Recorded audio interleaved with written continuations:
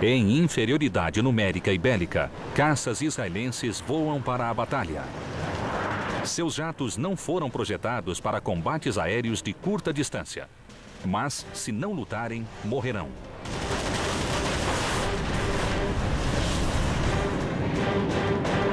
Vencer e sobreviver dependem de habilidade superior e muita coragem. Agora, você estará na cabine. Enquanto aviões Mirage e Nesher, com asas em delta, duelam contra os poderosos Hawker Hunter e MiG-21. Sinta a batalha. Analise as táticas. Reviva os combates aéreos dos ases do deserto.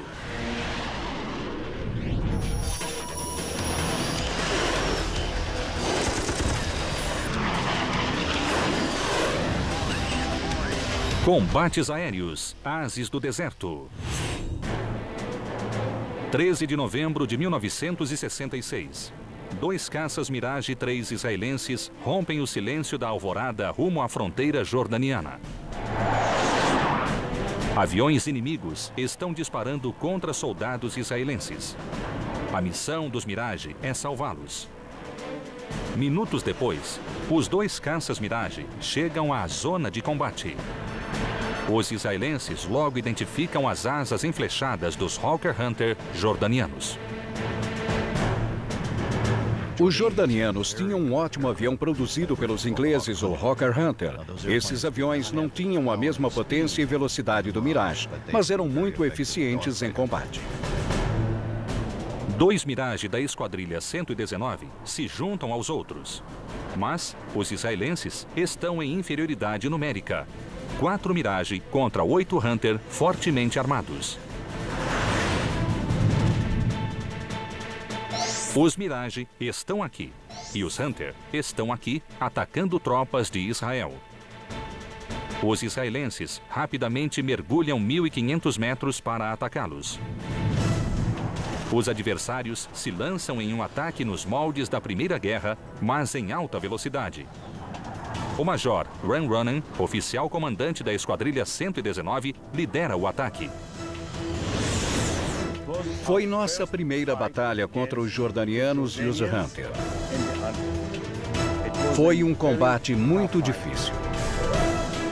Embora girando e zigue-zagueando com todo empenho, os israelenses não conseguem fixar a mira. Foi uma surpresa eles agirem, reagirem e manobrarem. Melhor do que eu esperava. Os Mirage são interceptadores de grande altitude e velocidade, eficazes para atacar bombardeiros com mísseis ar-ar. Com um interceptador, o ideal é acelerar rapidamente e subir para uma grande altitude. Mas esse avião não foi projetado para combate a curta distância. Não é a missão deles. Os jordanianos, treinados pela Força Aérea Real Britânica, são hábeis. Extremamente hábeis. É como combater israelenses em um treinamento. Nosso treinamento era muito difícil. Aquela batalha durou 6 minutos, o que é muito para um combate aéreo. Não houve abates. Os israelenses não conseguiram pegar um jordaniano e vice-versa. Mas o orgulho profissional de Ronan e a honra da esquadrilha exigem uma vitória. Ele escolhe um Hunter.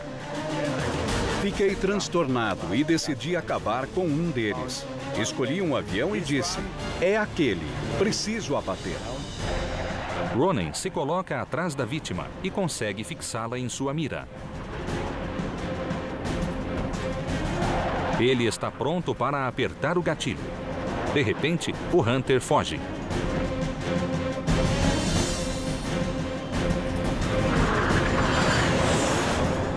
O jordaniano rola e mergulha em direção ao solo.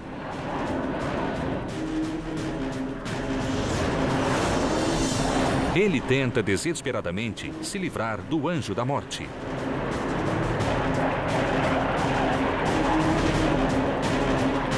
Então, o Hunter levanta o nariz e sobe velozmente. É uma manobra inteligente. O Mirage é mais rápido e possui maior velocidade de stall. Para continuar perseguindo o Hunter, mais lento, Ronen precisa deslizar para os lados.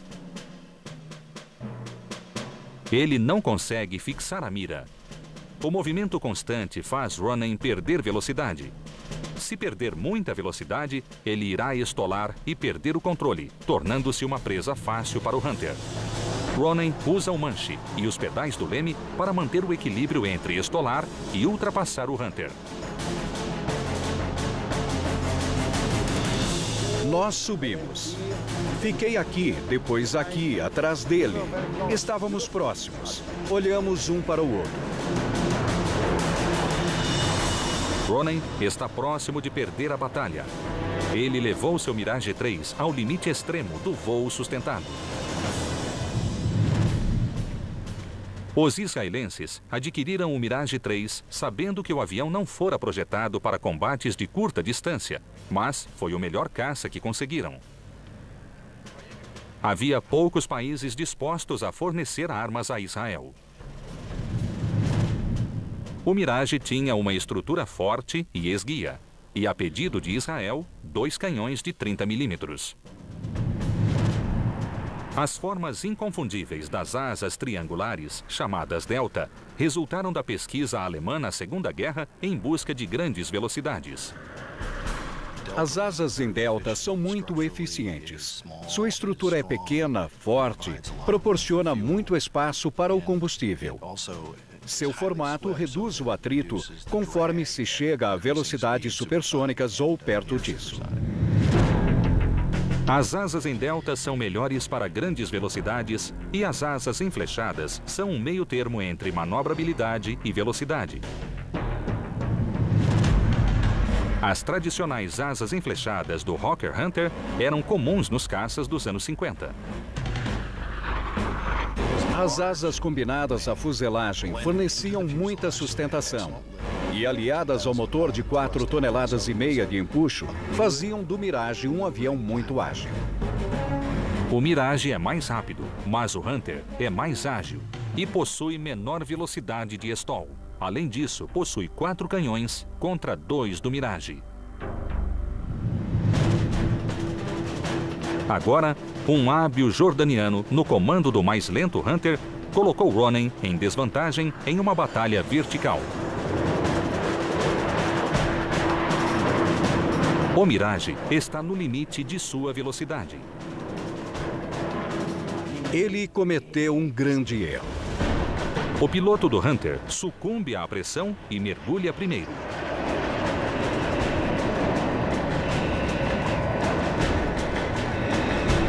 Os pilotos de caças esperam que o outro cometa um erro. Ronen aproveita o momento. Ele se coloca atrás do Hunter.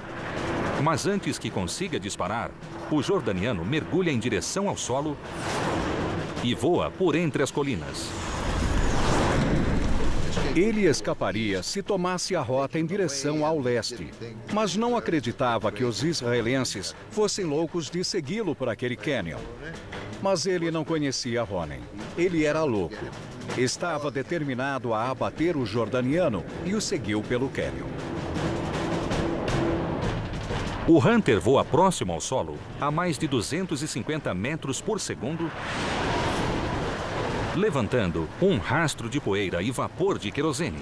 Sua única esperança é levar Ronen ao solo ou contra a parede do cânion.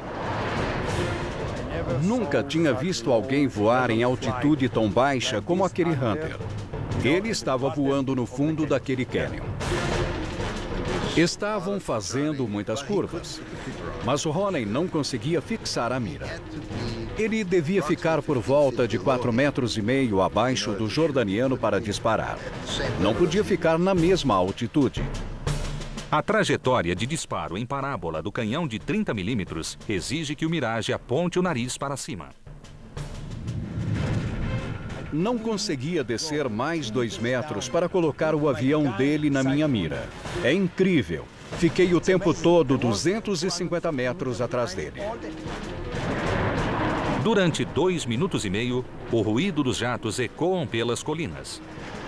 O piloto do Hunter manobra confiante pelo cânion. Atrás da máscara de oxigênio, o suor escorre pela face de Ronen e se acumula na base do queixo. O som de sua respiração ofegante é tudo o que ele ouve. Sua frustração aumenta. Parece que o jordaniano conseguirá escapar. De repente, tudo muda. Ronen deu sorte. Havia uma pequena colina dentro daquele cânion. O Hunter levanta o nariz. Ronen quase grita de alegria.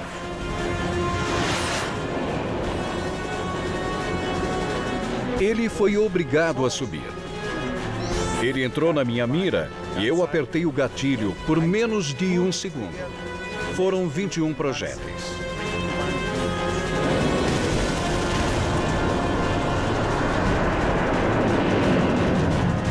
Projéteis explosivos de 30 milímetros atingem o avião mortalmente. A cauda do Hunter começa a se desintegrar, mas o avião insiste em continuar voando. Ronen admira seu feito.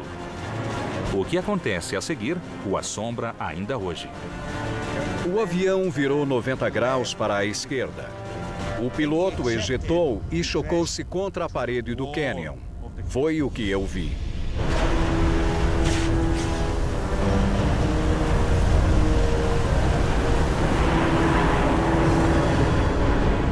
Virei o avião e vi aquilo. Foi inacreditável.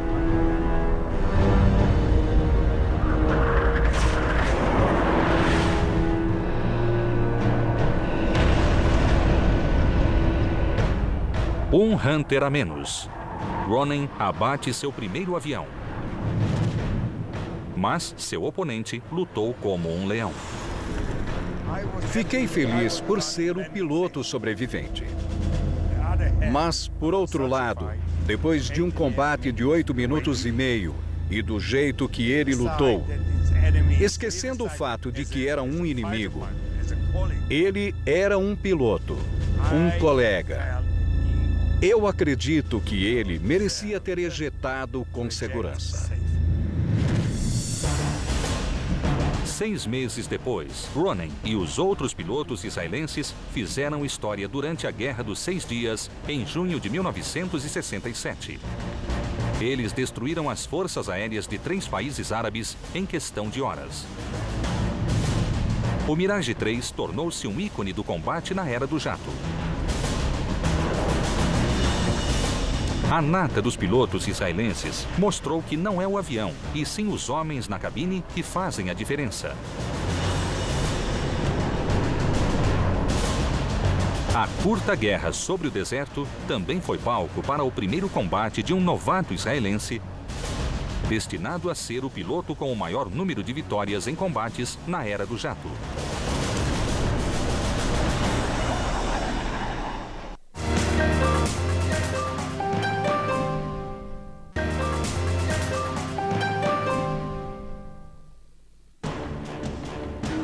De junho de 1967. Na Guerra dos 6 Dias, sobre o sul de Israel, 2 Mirage da Esquadrilha 101 voam para o leste em direção ao Egito. No segundo avião da formação está o tenente Giora Epstein. Ele participou de apenas 3 missões de combate e não abateu nenhum avião. Mas ele se tornará o piloto de jato com o maior número de vitórias. Epstein e seu comandante estão procurando aviões egípcios. Nós começamos uma curva a mais de 6.000 metros de altitude. E, de repente, vi 2 aviões aparecerem atrás de nós. Mas percebi que eram Mirage. Pilotos de caça são possessivos, especialmente em seu território de caça. Eu disse a eles: nós somos amigos, deixem-nos em paz. Percebi que eles mergulharam de repente. E quando olhei para onde seus narizes estavam apontando, avistei 3 Sukhoi 7. O Sukhoi russo é um caça grande com asas enflechadas, muito eficaz para atacar alvos em solo. Mesmo assim, o motor de 7.200 kg de empuxo é capaz de levar o Su-7 a velocidades quase supersônicas ao nível do mar. Epstein está aqui. Os outros 2 Mirage estão aqui, mergulhando na direção do Su-7. Mas outros 2 Mirage já estão no encalço. Os 7 jatos formam um cortejo bizarro e mortal. Havia um Sukhoi, depois um Mirage. Outro Sukhoi, mais um Mirage, e ao lado um Sukhoi e um Mirage. Todos começaram a disparar ao mesmo tempo. Os projéteis de 30 milímetros rasgam os céus.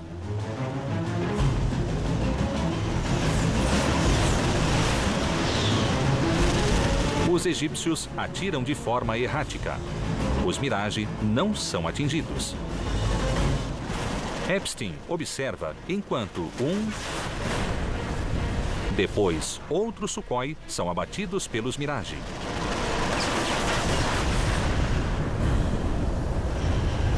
Mas um terceiro Su-7 está fugindo. Um Mirage o persegue. Eu vi o outro Mirage perseguindo o Sukhoi, mas estava um pouco longe dele. Epstein vê a chance de derrubar o inimigo. É seu primeiro abate. Ele voa em direção ao solo, aproximando-se de Mach 1 na perseguição ao Sukhoi. O primeiro Mirage lança um míssil Shafrir termoguiado. Ele passa por baixo do Sukhoi e não explode. Os pilotos israelenses não confiam na primeira geração de mísseis termoguiados feitos em seu país. Eles os chamam de bidon ou tanque com asas. Dizíamos que ao lançar um Shafrir 1, ele voa como um bidon. Ele vai para o chão. O primeiro Mirage recorre ao canhão de longo alcance. Ele esgotou toda a munição dos canhões. Estava longe e nada aconteceu. Sem munição, o primeiro Mirage se afasta. Então, Epstein assume sua posição. O Sukhoi possui grande aceleração e aproxima-se de Mach 1. Epstein acelera e ativa o motor auxiliar, causando um grande estrondo. O bocal de escape do Mirage fica vermelho. O Sukhoi voa logo acima do solo. O egípcio está voltando para casa, mas o jovem israelense tem outros planos. O caminho que fez de Giora Epstein um mestre em combates com jatos foi incomum, mesmo para os padrões israelenses. Ele fora rejeitado para voos de treinamento em 1956. Então, Epstein tornou-se um paraquedista. Em 1963, finalmente foi aceito no treinamento de pilotos e conquistou seu brevet. Epstein logo ficou conhecido enquanto treinava para combates. Todo piloto novato ou veterano aprimora suas habilidades através de exercícios de combates. Em um desses exercícios, Epstein confronta o comandante da esquadrilha. Ele entra em parafuso por acidente. Eu era paraquedista de queda livre e já havia saltado por volta de 500 vezes.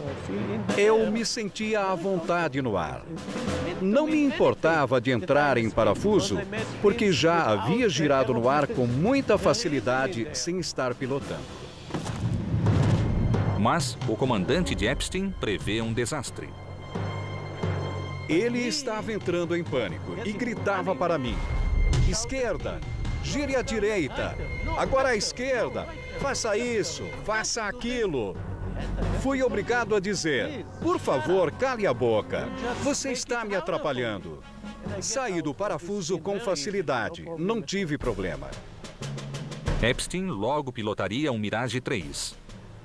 Ele é um aviador nato e possui uma visão tão extraordinária que pode ser comparada a um radar.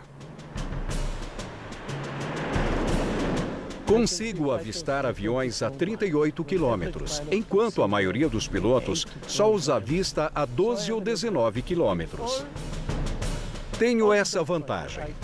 Em todos os combates de que participei, fui o primeiro a avistar o inimigo. Hawkeye, como era chamado pelos colegas, está ávido para abater o inimigo. Epstein decidiu que aquele grande caça egípcio à sua frente será a sua primeira vítima. Eu persegui aquele Sukhoi durante bastante tempo. Epstein finalmente pode usar seu canhão a 360 metros do inimigo. O alvo está na mira. Ele imaginou esse momento durante anos.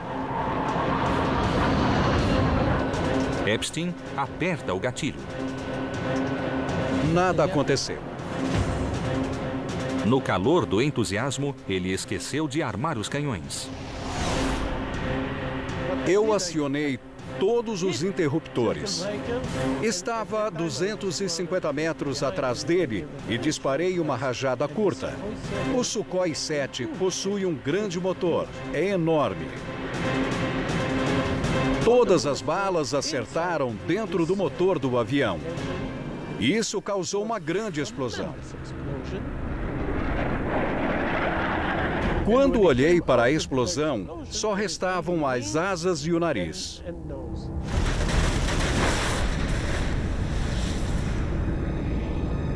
A pequena estrutura que restara daquele avião executou o menor loop que eu tinha visto em toda a vida.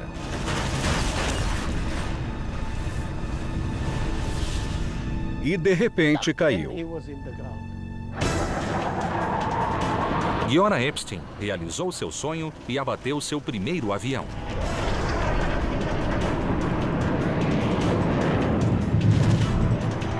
Seis anos depois, ele estaria combatendo novamente, levando sua habilidade ao limite durante um dia incrível sobre o deserto. Com todos os aviões com asas em delta, foi um dos mais épicos combates da Era do Jato. –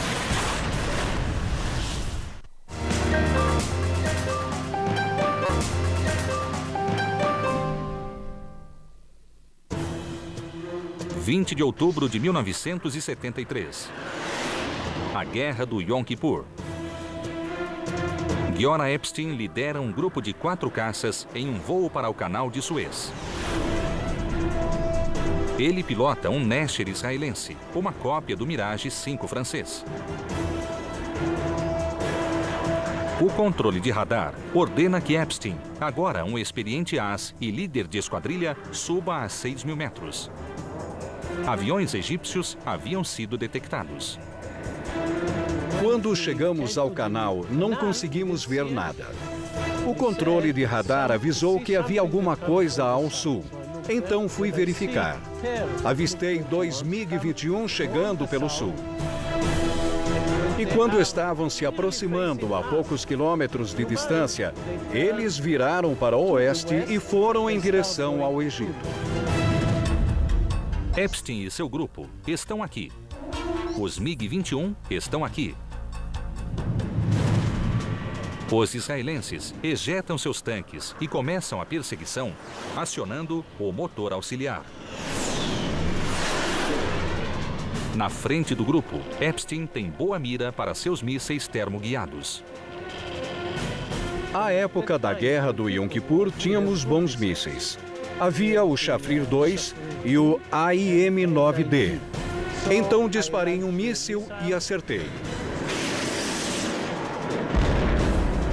O avião número 2 daquela dupla explodiu e caiu.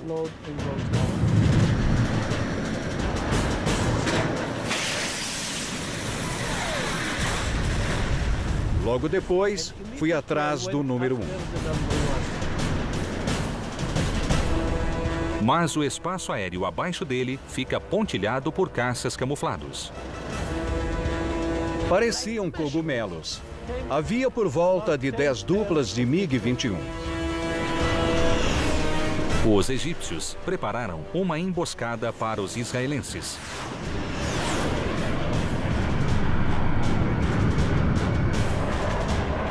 Giora Epstein está prestes a testar o limite do Nasher.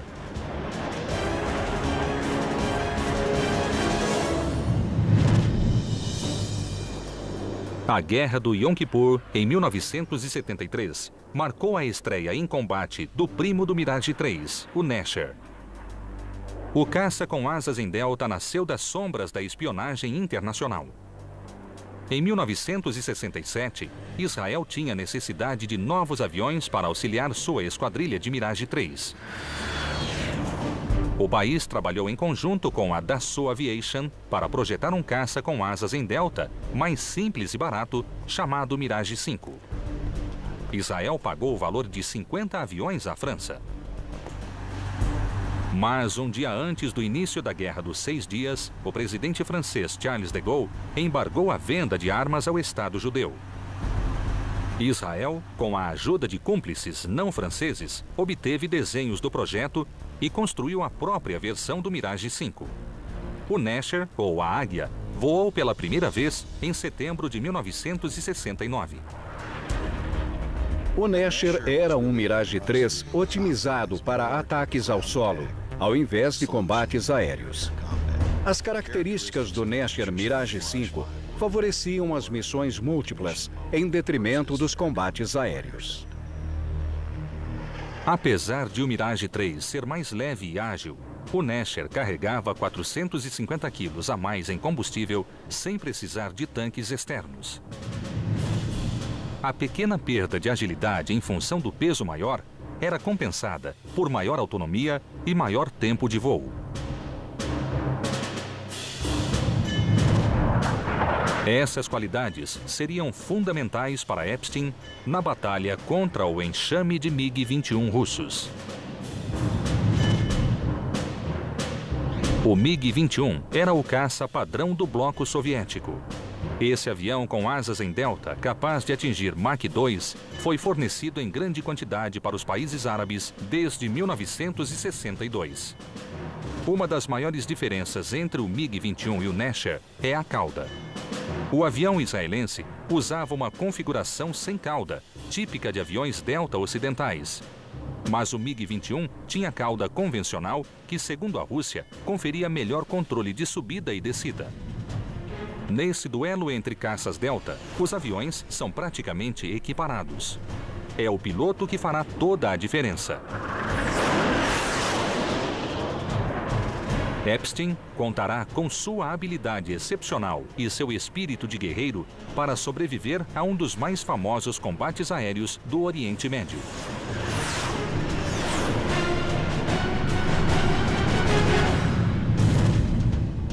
Vinte MiG-21 estão fora do alcance do radar israelense e usam a primeira dupla como isca para atrair o grupo liderado por Epstein para uma emboscada. Mas cometeram um erro. Eles voavam muito baixo e a pouca velocidade. E quando chegaram à nossa altitude, não tinham vantagem nenhuma. Eles não tinham velocidade. Imediatamente, começamos a combater todos eles. Epstein abateu uma das iscas e está com a mira fixada no líder.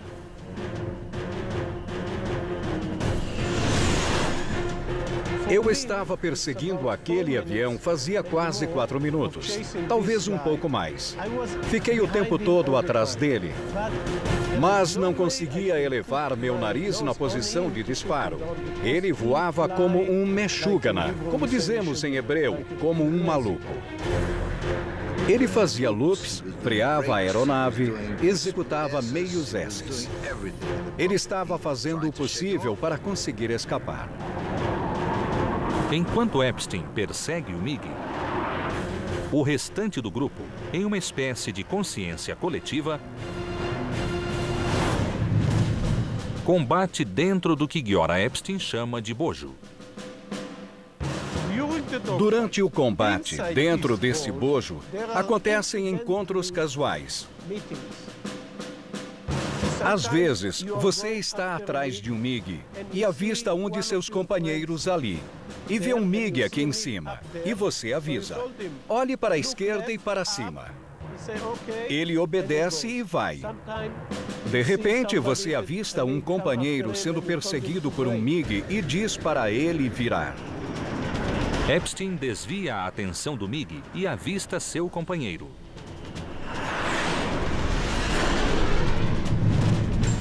Epstein está aqui. Seu parceiro está aqui, perseguindo outro egípcio. Seu parceiro dispara um míssil. O MiG explode. Mas a fumaça emitida pelo míssil é sugada pelas entradas de ar do Nesher, interrompendo o fluxo de ar e provocando pane no motor.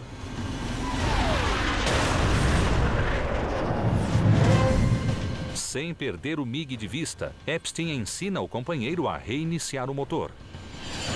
Eu mandei ele colocar o manete em neutro e depois voltar à posição anterior. Deu certo. Eu disse para ele ir embora. Já tinha sofrido bastante. O avião número 2 deixa a batalha. Logo depois, os outros 2 israelenses também vão embora.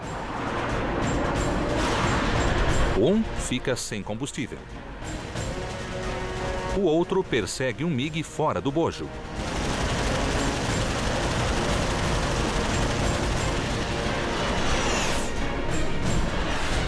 Epstein continua concentrado na perseguição ao MiG selvagem.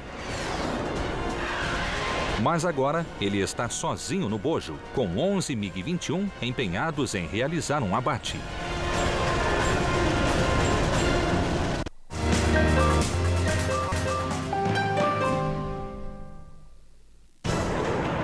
Em 20 de outubro de 1973, Giora Epstein batalha sozinho contra 11 MiG-21 egípcios.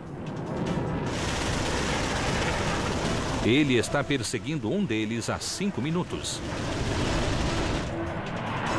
Como o MiG perde energia nas curvas, o combate ocorre em baixa altitude. Ele manobrava bruscamente, então perdia velocidade e altitude. Eles desceram para a altitude de 900 metros. Aquele piloto egípcio maluco começou a executar a mais insana de todas as manobras, um meio S a 900 metros. O egípcio está desesperado. Ele vai tentar um mergulho invertido chamado meio S. Um MiG-21 precisaria estar a 1.900 metros para fazer essa manobra. Epstein não acredita quando vê o MiG inverter e mergulhar.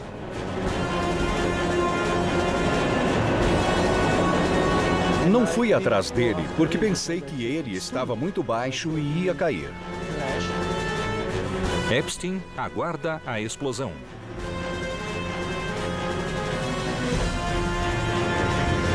Não entendi direito, mas avistei uma nuvem de poeira. Ele pensou que o MiG havia caído. Depois de frações de segundo, ele viu o MiG-21 subindo como um foguete. O egípcio executara uma acrobacia incrível, sujeitando tanto ele quanto seu avião a forças de aceleração esmagadoras. Ele fez algumas coisas que é difícil acreditar que um MiG-21 faria. Mas, apesar das manobras heróicas, o egípcio fica sem energia e sem opção. A turbina está bloqueada. 7.200 quilos de empuxo roncam à medida que tentam vencer a força de atração da gravidade. Epstein espera. O MiG é abatido com uma rajada curta.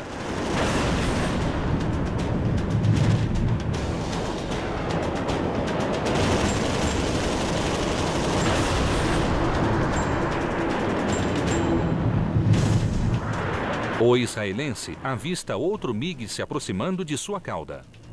Outros 9 estão de tocaia. Todos querem explodir seu avião. Epstein está cercado por 5 duplas de MiG-21. Todas elas tentarão abater o solitário israelense. Tão logo 2 MiG completam a passagem, 2 outros já estão à espera para atacar. Eu pilotava na defensiva o tempo todo, mas de vez em quando tinha a oportunidade de fazer alguma coisa.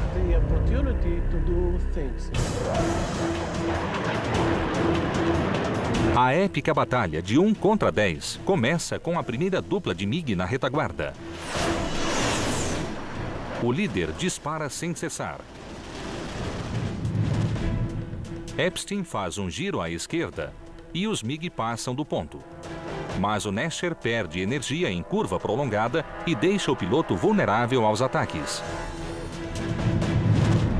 Epstein puxa o manche. Depois, nivela as asas. Essa manobra chama-se descarregar, porque reduz a força centrífuga que suga a energia. Logo depois de nivelar o avião, você tenta ganhar o máximo de velocidade possível até outra dupla começar a perseguir você. Se continuar a curva após a desaceleração, perderá toda a velocidade. E outro avião pode vir por fora e atingir seu avião. Logo após nivelar as asas, ele avista outros 2 MiG à frente. De repente, eu percebi clarões na minha frente. Vi 2 MiG-21 lançarem mísseis diretamente contra mim. Os mísseis não conseguem se armar ou explodir naquela situação, mas o mero impacto seria fatal. Tudo o que Epstein pode fazer é desviar.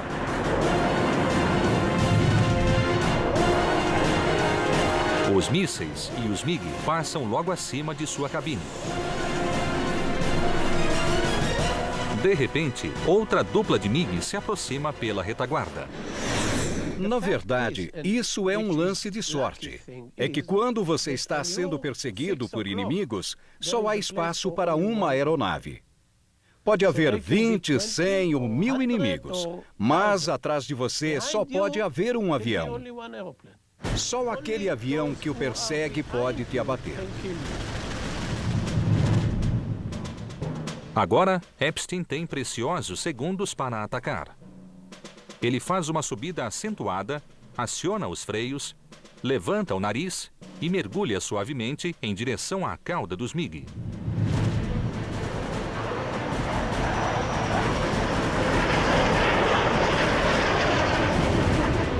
Em uma brilhante demonstração de destreza aérea, ele vira o jogo contra os inimigos.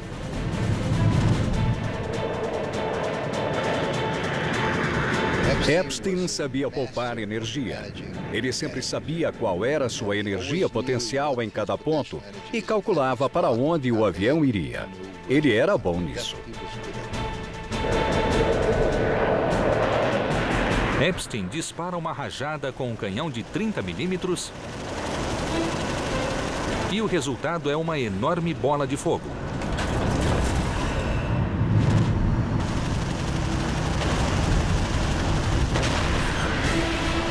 Epstein imediatamente nivela as asas, preparando-se para o próximo encontro. A última dupla de MiG se aproxima para atacar.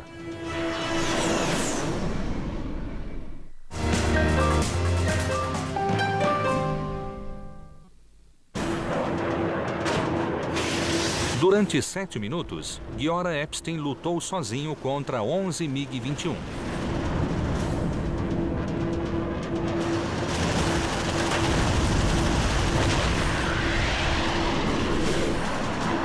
Os 2 últimos estão se aproximando de sua cauda.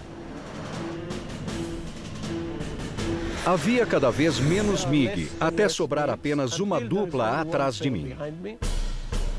Epstein percebe quando os MiG vão disparar. Então, freia no último momento, forçando uma ultrapassagem. Ele faz uma curva brusca e dispara os canhões. Epstein freia. Os MiG ultrapassam e tentam escapar com uma forte subida. Assim como planejara, Epstein faz a volta, nivela, ganha velocidade e sobe em perseguição. Ele se alinha atrás dos MiG e fixa a mira.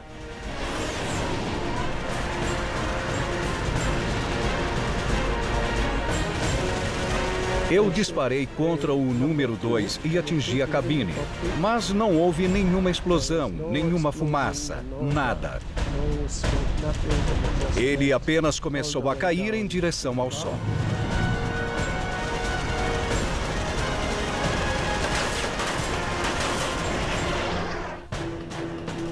O outro MiG continua em combate. Epstein eleva o nariz para receber um bom sinal do míssil termoguiado. Lancei o segundo míssil, que infelizmente foi um bidon. O míssil despenca do suporte sob as asas. Epstein tem munição de canhão, mas não tem combustível para a perseguição. Aquele teria sido seu 5º abate do dia. Eu fui tão atrevido que perguntei ao controlador de voo se havia mais alvos. Ele disse que não. Epstein retorna para a base em um posto avançado no deserto do Sinai. Depois de desligar os motores, ele precisa ser retirado da cabine. Minhas pernas estavam tremendo. Afinal, foram quase 10 minutos de combate muito intenso. Foram 10 minutos eletrizantes de fugas e curvas, rolagens e voos reversos, alcançando forças G positivas e negativas. Conversei com ele muitas vezes e perguntei, por que ficou? Ele respondeu, nem pensei em voltar. Não tem por que perguntar isso. Eu tinha munição e combustível. Por que voltaria? Os alvos estavam lá. Precisava cumprir a missão. Para ele, era inadmissível abandonar o combate. Por isso, ele era um guerreiro. 4 dias depois, em 24 de outubro, Epstein volta para os céus e abate mais 3 MiG-21. A guerra do Yom Kippur acabara naquele dia. Epstein continuou a voar em aviões Delta, trocando o Nesher por seu sucessor, o Kafir, o último avião Delta usado por Israel. Em 1988, aos 50 anos, ele pilota a nova geração de caças, os F-16. O Netz, ou Falcão, como é chamado em Israel, significa um enorme avanço na tecnologia de aviões de caça. Pilotos mais jovens consideram o F-16 o ápice da agilidade e eficácia em função das asas integradas à fuselagem e do potente motor. Mas para veteranos como Epstein, os caças controlados por computador não possuem a pureza do Mirage. Você não pilota o F-16. O F-16 voa sozinho, através do computador. Você é só mais um dado a ser processado pelo computador do F-16. Eu, como piloto, preciso ter as sensações. Preciso gostar do voo. No F-16, você perde isso. Não é a mesma coisa. No Mirage, todo voo é prazeroso. Você pode fazer coisas inacreditáveis com um F-16. Mas a sensação não é a mesma. Em 27 de maio de 1997, aos 59 anos, o coronel Giora Epstein embarcou na última missão pela Força Aérea Israelense. O nariz de seu F-16 foi pintado para mostrar seus 17 abates, todos eles conquistados em aviões Mirage e Nesher. Eles são uma testemunha silenciosa do legado dos caças Delta e do espírito combativo dos ases israelenses do deserto. Giora Epstein ainda é o piloto de jato com mais vitórias no mundo.